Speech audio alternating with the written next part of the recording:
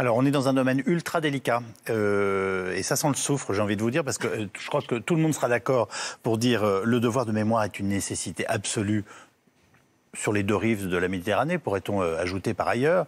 Mais moi, je vois arriver aussi une justification de l'islamisme dans le débat sur la France coloniale, et ça sera exploité politiquement, et ça sera exploité par des gens eux-mêmes qui auront de mauvaises idées. Comment on se situe au milieu de tout ça ? Alors d'abord, il est important, me semble-t-il, de rappeler que fondamentalement, il fallait s'intéresser à ce sujet. Pas comme l'a fait ou comme le fait Emmanuel Macron, j'y reviendrai, mais il faut aborder cette thématique. Pourquoi ?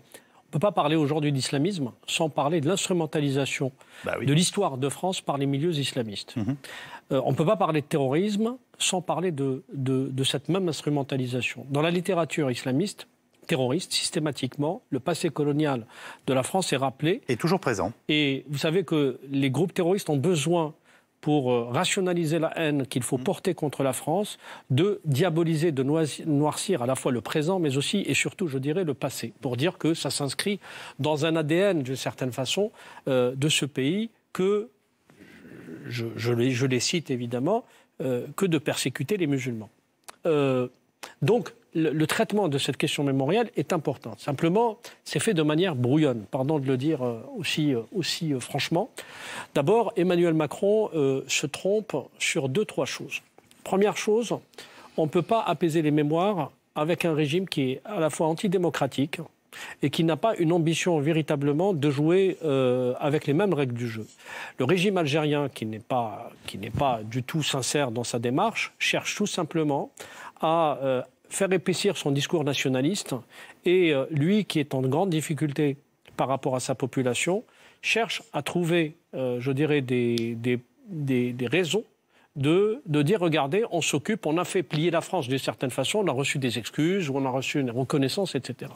Donc là où se trompe Emmanuel Macron, c'est qu'il considère que le régime algérien qui est en face a le même logiciel que lui, ce qui est totalement faux. Et là, c'est une erreur monumentale, parce que, d'une certaine façon, le FLN est toujours au pouvoir, vous voulez me Comment dire ? Vous êtes en train de me dire que le FLN est toujours au pouvoir en Algérie ? C'est pas que le FLN, c'est le système. Non mais je vous provoque. Le système FLNO, militaro, corrompu, tout ce qu'on veut, est toujours au pouvoir. Et il est illégitime. Il est rejeté par le peuple. Il est rejeté sans qu'il y ait une alternative crédible, par ailleurs. Il n'y a que quasiment les islamistes et quelques démocrates qui essayent de sortir d'affaire. Louis Magloire que Maillot. Moi, je pense que le débat... C'est dangereux ou nécessaire ? Parfois, d'ailleurs, ça peut être les deux. Hein. On a les deux, mais c'est surtout qu'on est dans un cache-cache qui ne rend service à personne, ni à la France, ni aux pays africains. C'est-à-dire, l'idée ici, c'est de dire que quand on prend juste un moment historique comme la Seconde Guerre mondiale, dans laquelle la France et l'Allemagne se sont battus de façon très violente et dans laquelle certains tirailleurs africains ont pris part au combat, il y a quand même une réconciliation aujourd'hui, à la fois entre la France et l'Allemagne, voire entre les pays européens de façon générale. Avec un travail de mémoire fait par l'Allemagne absolument, j'ai envie de vous dire, ahurissant depuis 60 ans. Donc je pense que c'est ce genre de travail de fond qui doit être mené. Nous sommes aujourd'hui sur des mesurettes politiques qui sont tout le temps dans un agenda électoral étriqué et qui ne permettent pas de faire un travail de fond, que ce soit du côté africain ou du côté européen, du côté français en l'occurrence. Et donc je pense qu'on doit passer au-delà de ce cap-là pour se mettre dans un vrai travail de réconciliation, non pas seulement des hommes politiques entre eux. Ce n'est pas une affaire de présidents français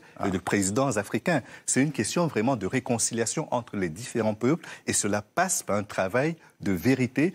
Je ne veux pas dire qu'on est comme en Afrique du Sud où il y a eu de l'apartheid et où il y a eu le travail de vérité et de réconciliation, mais il faut qu'on en passe par là. Et ça commence par dire ce que l'on a fait, pourquoi on l'a fait et comment on peut dans l'avenir se projeter tous ensemble, ne serait-ce que dans le cadre de la francophonie, pour bâtir quelque chose de plus grand.